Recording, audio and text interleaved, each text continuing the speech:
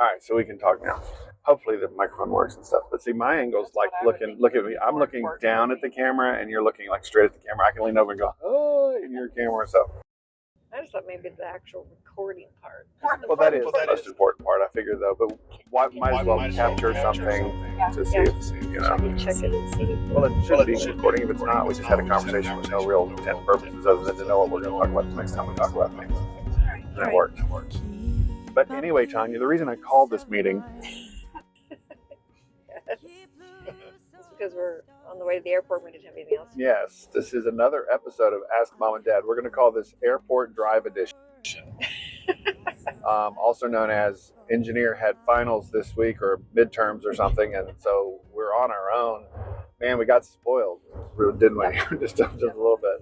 So thank you, Blake, for spoiling us. Now we don't know what to do with ourselves. So we came up on today, and I realized I hadn't posted the last one that we'd done until this morning and rushed out and did that. So at this recording, we put up our comments on the Asbury revival, which when we recorded it was still officially going on.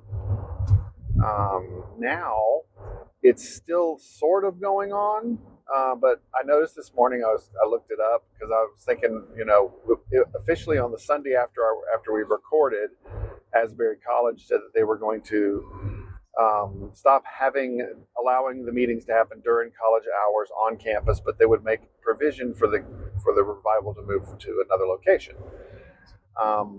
which they did not do. Oh, they did? As far as I know, they did not do. Now that doesn't mean the revival stopped. They made a ministry picked up and allowed it to happen about 30 minutes away in Lexington at the Cobb Arena, I think is what it's called there. It's just a basketball arena there. And they had several hundred people show up there for that. But I think that's not what's really important. So this is a kind of a follow-up edition. The Asbury Revival. I just wanted to talk to you about it a few minutes, and because you've seen some cool things happening, and I've seen some cool things happening. And the last time we talked about it, it was mostly a conversation about, personal revival for you and I. I remember you shared a little bit of your story and some of our college experience, because I think that's what's really important about revival is not what exciting event happened, but what continues to happen as a result. Revivals aren't intended to be the ongoing state of affair for the Christian. They're sparks, they're moments. So Asbury Revival is not over. Let's just talk real briefly. You've heard about it happening on some other campuses and things. So what the prayer has been, and truly, I guess, what I would love to see happen is that, like I was speaking of the Passion Movement and how those different college students that gather around January, several thousand, 20 to 40,000, take back to their college campuses those desires that they're learning about. What I was hoping would happen from this was it to leak into other areas, which you kind of got to experience a little bit even last Sunday at the church we've been attending.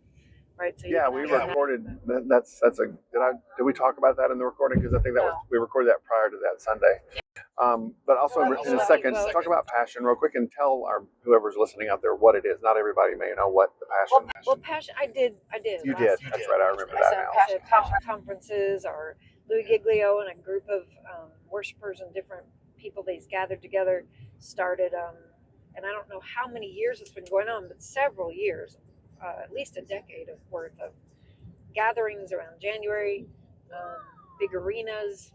Last year or 2 years ago, I think there were 2 arenas that they gathered at. I'm not sure if they gathered it back together after the pandemic kind of slowed everything down a little. I'm not exactly sure how that went, but I know they didn't stop.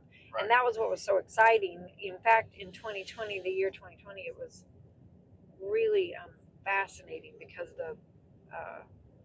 they rang in the new year at that Passion Conference. And it was kind of like we talked a little bit about last week. God tends to give us an awakening or a resurgent of, to me, spiritual presence, his presence, probably when we're about to face something big. In fact, we just went to see the Jesus Revolution movie as well this past week, and I'm really encouraged to go see it if you get a chance to. I don't know if it's going to be on much more than this week in theaters, but as soon as you get a chance to see it, it's really worth your time. And it's a true story based on the Calvary Chapel movement, which began with Chuck Smith and a man named Lonnie Frisbee. And anyway, and then Greg Laurie, who is still doing harvest conferences or harvest festivals. I forgot what he calls them actually. And they're similar to the Passion conference things, where they gather young people in a revival type atmosphere and teach them, and it's very popular. They attract several thousand young people, and so these harvest festivals have been happening every year as well. Greg Laurie is the one that heads those up. So that story, though, my mom and I were talking about this, how interesting it is that happened between the Jesus Revolution and the Jesus culture or Jesus people kind of response to like Woodstock and whatever. Yeah. Happened between like 70 and 72, I think, was the years. And yet 73 is the year that Roe v. Wade happened. So I don't know, I don't exactly understand why it seems like these surges of God's presence happen, and it's right before something big is going to attack. Like the enemy knows this and is going to attack, or God, preempts it with, okay, people, get close to me because these things are going to happen. So, and 2020 is the year that big passion happened literally at the turn of the clock of the first day of the year, and it was so powerful. And there was like the biggest crowd they'd ever seen at that conference. And yet 2020, obviously we know what happened in the next 2 years. So it's just bizarre the way these things happen. I'd love to understand what's at God's heart in these. And I the only thing I can think of is these are dark periods, and God knows we're going to kind of surge into that, and maybe wants us to be prepared spiritually to face these big battles that have happened. Of course, we know now Roe v. Wade, it took, how many years did it take? Almost 50 years to reverse that and bring us back to where we can put those decisions in the states. And to some regard, it didn't. I mean, it reversed. It diminished Roe versus Wade, but it hasn't destroyed. What I'm trying to say is, it was almost a statement from our country right against God. Right. No, I The Supreme Court had decided, it was a small group. And then at least now we have to make the states responsible for that. It's not a statement from our country, which it took to a federal level something that the federal government was not empowered to have authority over. It tried to turn it into. Sure, but I'm saying it was as if our nation was making a statement against. I understand. I get what you're saying. On the spiritual front, I was kind of thinking about it on just the legwork of what we do as human beings. I wasn't, because what I'm saying is, yes. So what a small group of people, because the majority of Americans don't want to kill babies. I mean, that's the reality of that. So there are a couple things that had to happen for that to be a reality. That, number one, they had to redefine the issue so that people didn't think it was babies. And they did that two ways. They did that by saying, well, life doesn't begin at conception. It's just a blob of cells. And that a woman's authority over her own body, which by redefining what life is, means that blob of cells is just a blob of cells. So it's what she wants to do with that blob of cells is only up to her. And so that process by itself was a redefinition of that, because most Americans don't have a problem with a woman taking care of herself if she's not doing harm to someone else. So a group of people created for the modern word we use so much, a narrative, created a storyline that they convinced people to follow. They shepherded people to believe a way about things that wasn't true. Right? That was actually a fraud as well, because the movie Roe v. Wade, put out by John Schneider, you need to watch that if you're not versed in that. I wasn't. I didn't realize that it was a whole campaign that was literally just politically motivated to talk people into this, and it was about money as per the course, as well as that one they turned Roe's story into a big issue, which the lady involved in this or whatever, or Wade, I guess. Which one was I forgot. Anyway, the lady they called Jane Roe, I think is what it is. They turned her story into something she didn't even want it to be, and then eventually, it's a confusing narrative that, like you said, people just fell into like sheep without a shepherd, and not realizing that they were also, well, we understand now, really worshiping a different God, because the God of the satanic, I think it's called Marduk in the Bible, who literally was the little g god of baby sacrifice. Yes, of sacrificing children. If you'd have said that, probably nobody would have, or not quite as many anyway, bought into that storyline of women having jurisdiction over their own body, when in reality we know there's a separate body with separate DNA going on inside their body. So anyway, whole different narrative that took it down a path of deception. And it's just, anyway, all that back to say, it's interesting how these revival surges happen before our country really faces something large. And I don't know if that's so that God can build us up to fight it, and we just have not very well, or if it's so that Christians can be reminded that He's there even in the midst of these dark moments that our nation has chosen to turn away. Because we know the founding fathers really wanted to honor God. There's so much of the writings, the papers that were original documents, are written in the. They were written to pay homage to God. Rather than to, defeat. I mean, they were written so that they could be honoring to the Bible, to God's way, to the sanctity of life, those kinds of things. So we know that these are not written the way the Supreme Court has redirected them at times. So all I'm trying to say is, sure. I wonder now, I'd love to believe that this Asbury revival could affect and go on to some of these college campuses and affect the way they think about governing and different structures in our United States to honor God. But we could pray that, and I think that the movement in our country toward homeschooling and some of that has helped and will help permeate the atmosphere so that these revivals can take root and change the way, transform even the way we see life in our country. I would love to believe that. But we also may be building up to a real divide, because we know that it's getting very divided in the way we see how to handle stuff like diversity and things like this. That it's been on the forefront of trying to break down our our structures that have been the way they have been, and now people are trying to destroy them. Anyway, I'm trying to say it may be that this is a surge to bring people to the thinking like God wants us to think, so that we can transform our society back to where we're honoring God with these things rather than going right against Him, which is, and I don't know. Anyway, it may be building up to sort of a civil war, like we've said, even of just thought. Civil war. I think we're in the middle of a civil war of thought, but I think that that's the premise of our country as it is that we're constantly at a civil war of thought and debate. The idea of freedom of speech is that we can dialogue about something even in a aggressive way at times. Absolutely, it is. Yeah. But that allows us to fight with words and with representation rather than actual spilled blood.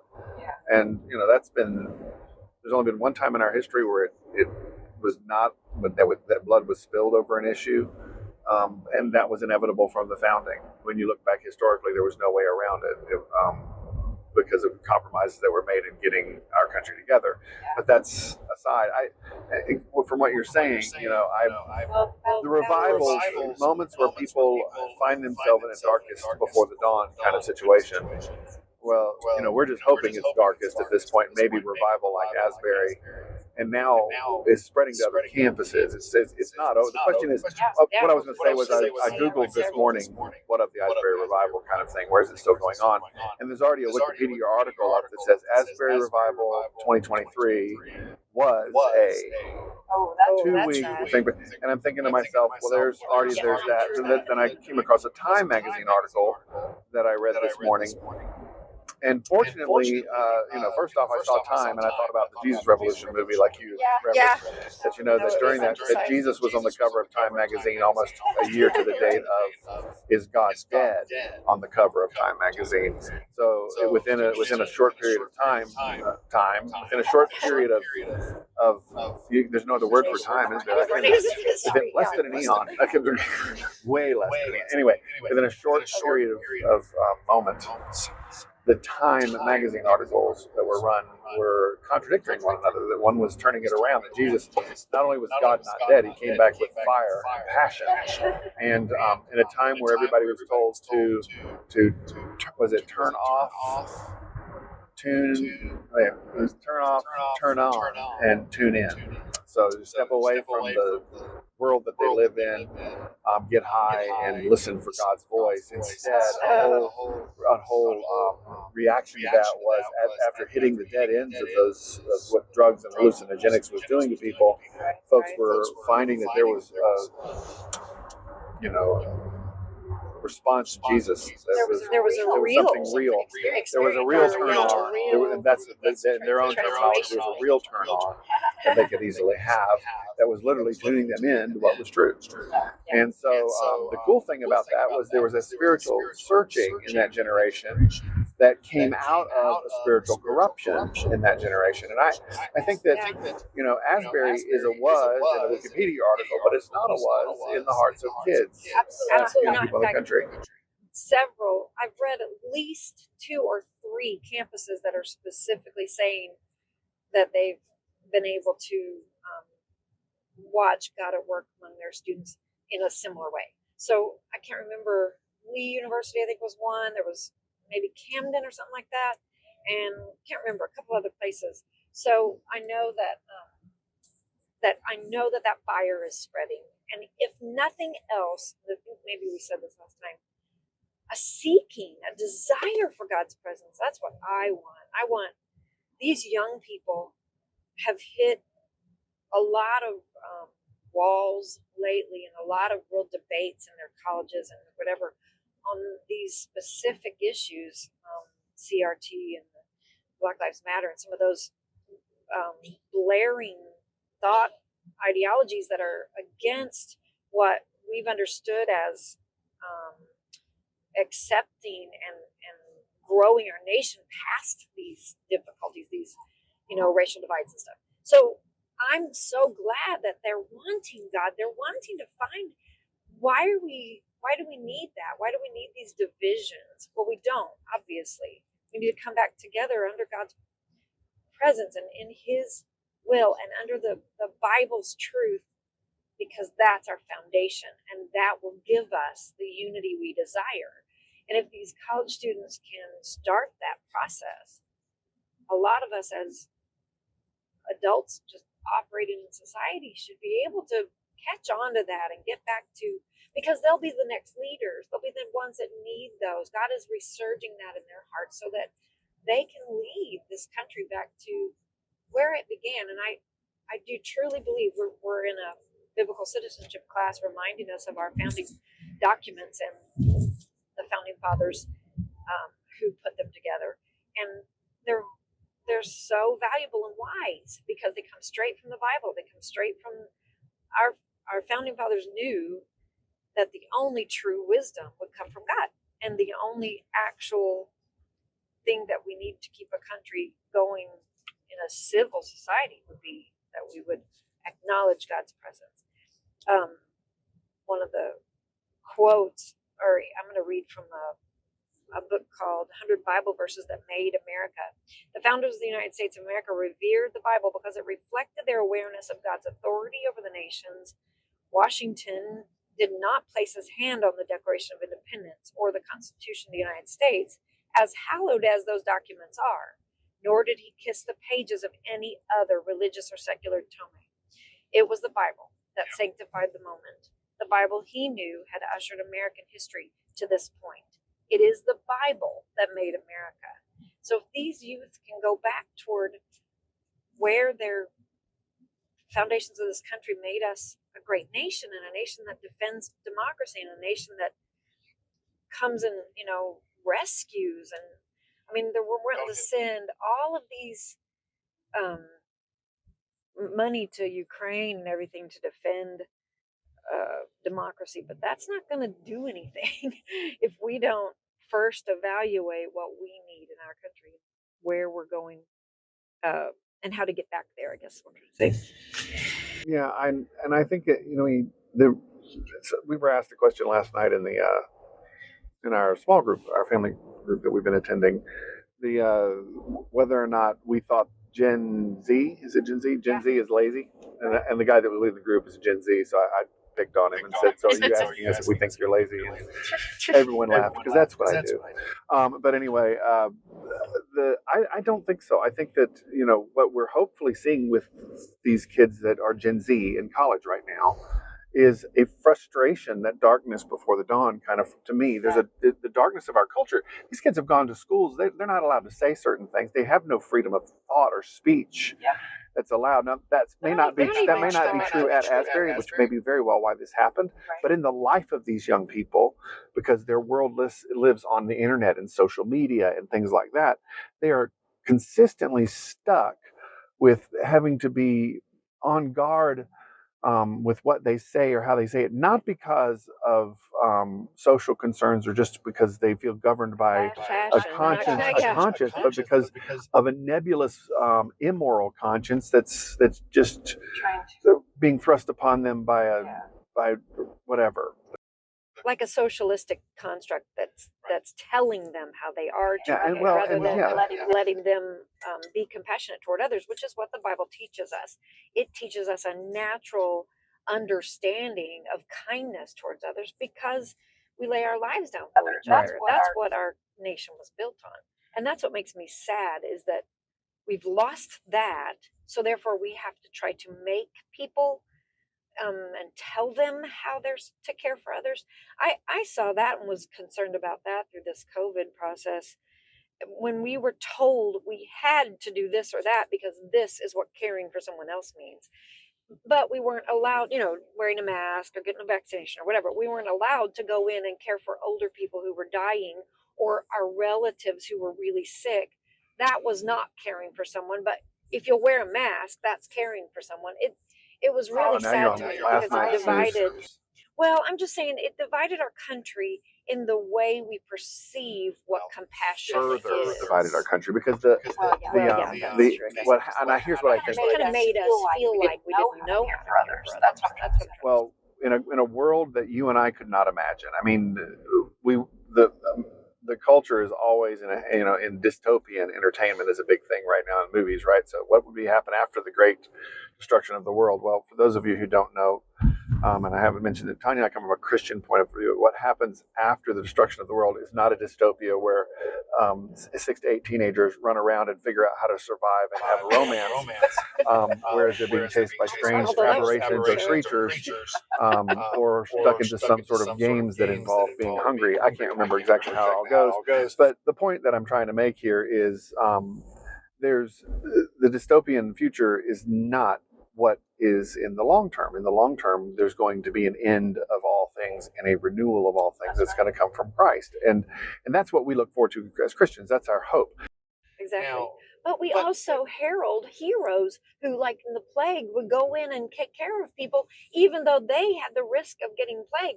They cared for people because their lives were not what they protected. They were not what they held sacred. They held sacred the idea that giving my life away is what is valuable, and we believe that because of eternity. And we laud and praise heroes all the time for that in cinema and books, and they still, and in those dystopian creations, there's still some remnant Yeah. of hero. Right. But my thought is this is what is the overarching cultural narrative is a world that we're still in their mind, and the culture's mind, God is dead. We have dystopian futures to look forward to. We have a planet that's dying because we drive cars. No literal And yeah. cows fart. These are I'm sorry, Yeah. cows exude gas. And so because of this, the world Upside is down. hopeless. It's dark.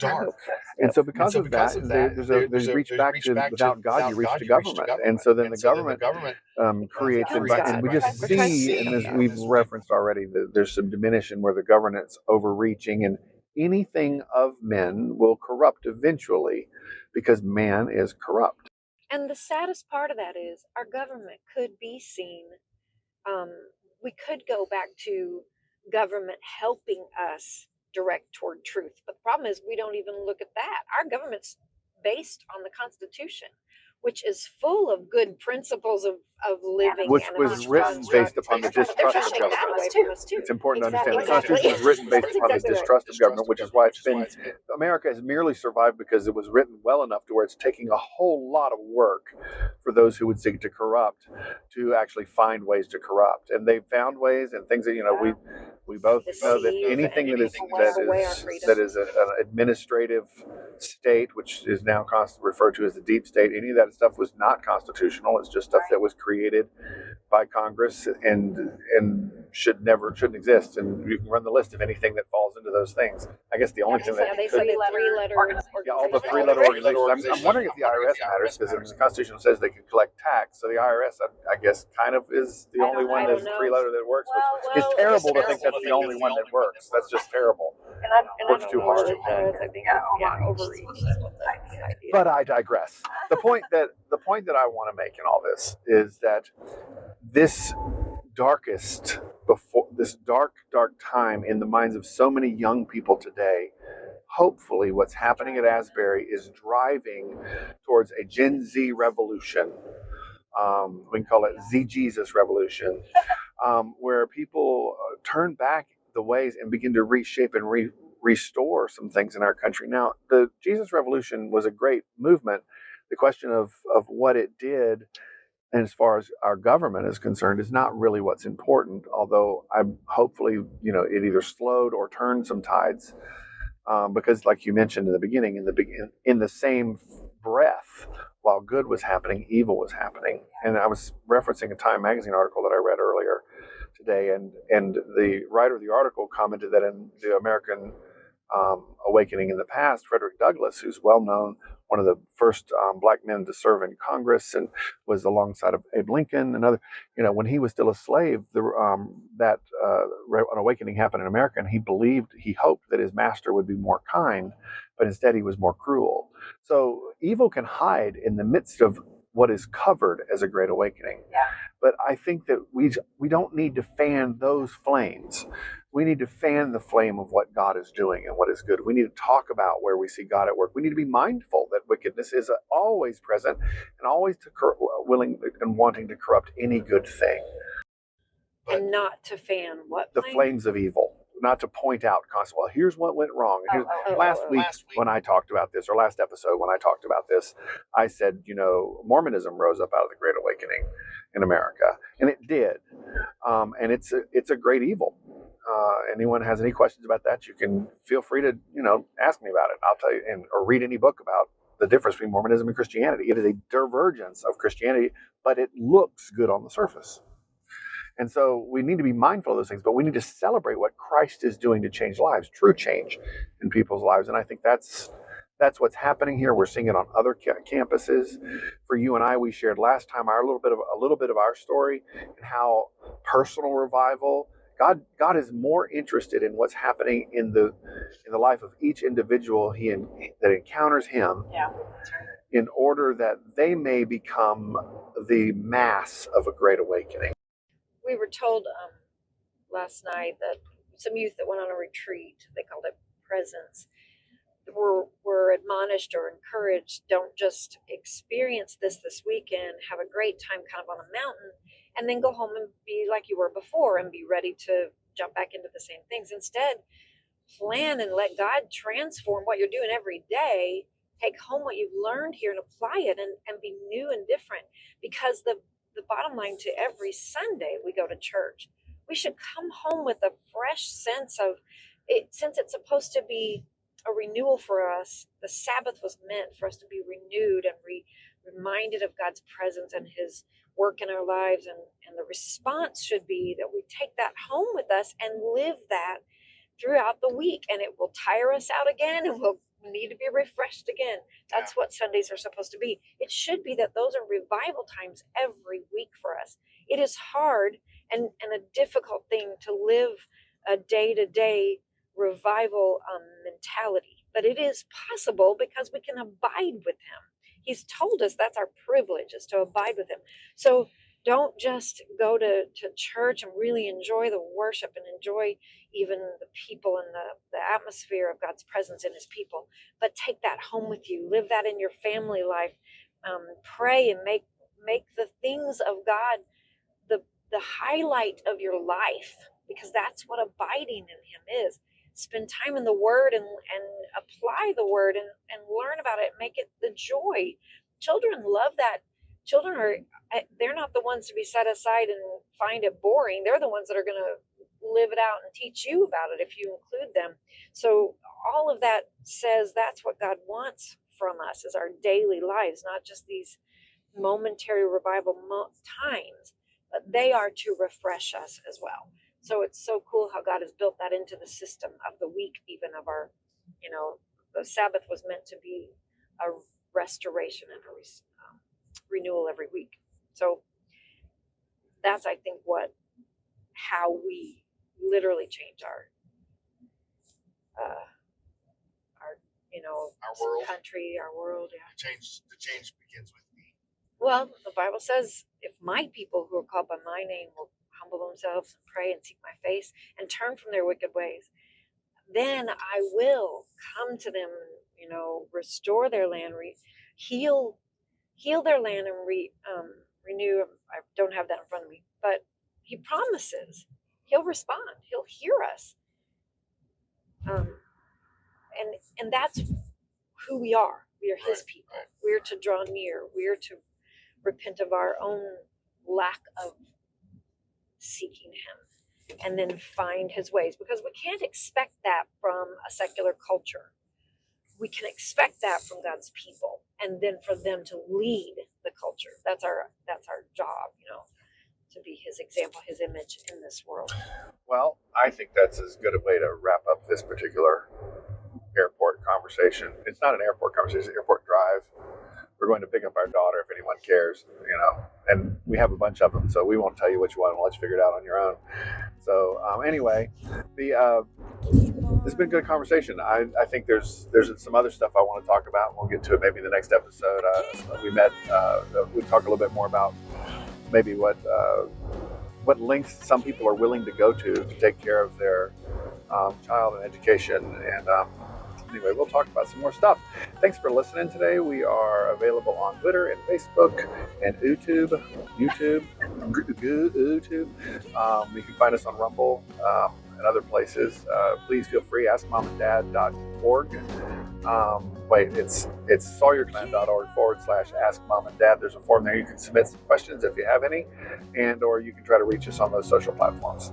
We'd love to hear from you. Thanks again, and you guys have a wonderful, wonderful day.